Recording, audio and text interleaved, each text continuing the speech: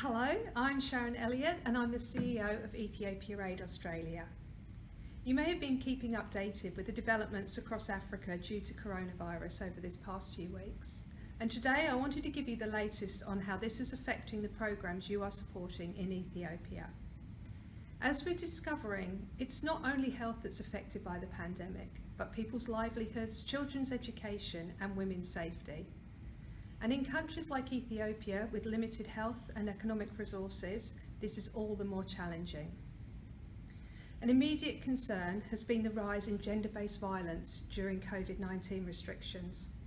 We've run several appeals in the last 6 months to raise funds for the prevention of violence against women in Ethiopia.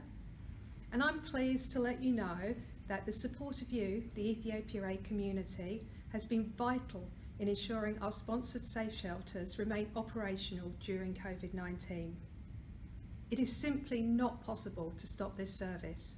Stopping it will put the lives of many women and girls in danger. To date, these 5 shelters in Ethiopia are home to 266 women and 78 children. With your backing, our programme partners, the Association for Women's Sanctuary and Development, have also taken charge of new quarantine facilities. These facilities have been set up within the safe shelters so that women who are fleeing violence but who may have come into contact with the virus still have somewhere safe to turn. In the maternal health sector, our programme partners, Healing Hands of Joy, report that services such as supervised hospital births and postnatal fistula surgery are still available to women. This is so important for expectant mothers, but sadly, the number of women coming in for safe delivery has dropped since the start of the pandemic. Because of this, Healing Hands are putting increased focus on their Safe Motherhood Ambassador programme.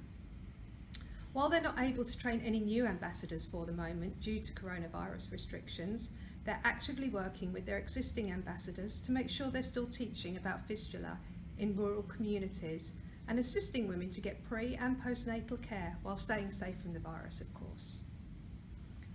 In the northeast Afar region, programme partners ABDA, the Afar Pastoralist Development Association, are facing a battle across many fronts. Cases of coronavirus are still low in this region, but social distancing is almost impossible to implement with the community-focused and nomadic lifestyle of the Afari people.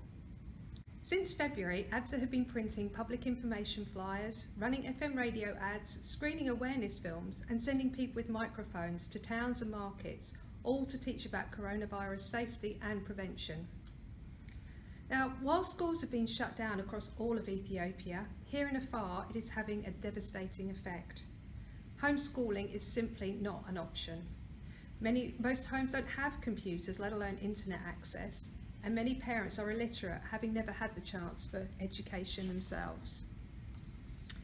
ABDA are taking action to control this situation by creating simple learning handouts which can be delivered house to house so students don't have to miss out on a year of schooling. But sadly, for girls, school closures pose an extra threat. Many girls will return to traditional homes where practices like female genital mutilation and early marriage still occur. ABDA have made it a priority to continue their Women's Empowerment Community workshops where they teach you the dangers of such practices. To adhere to social distancing, each workshop is held in the open air, under a tree and with no more than 8 people at a time who sit away from each other. Now, as you can understand, there are many pressing concerns in Ethiopia right now: violence, maternal health, early marriage, but among the most urgent is malnutrition.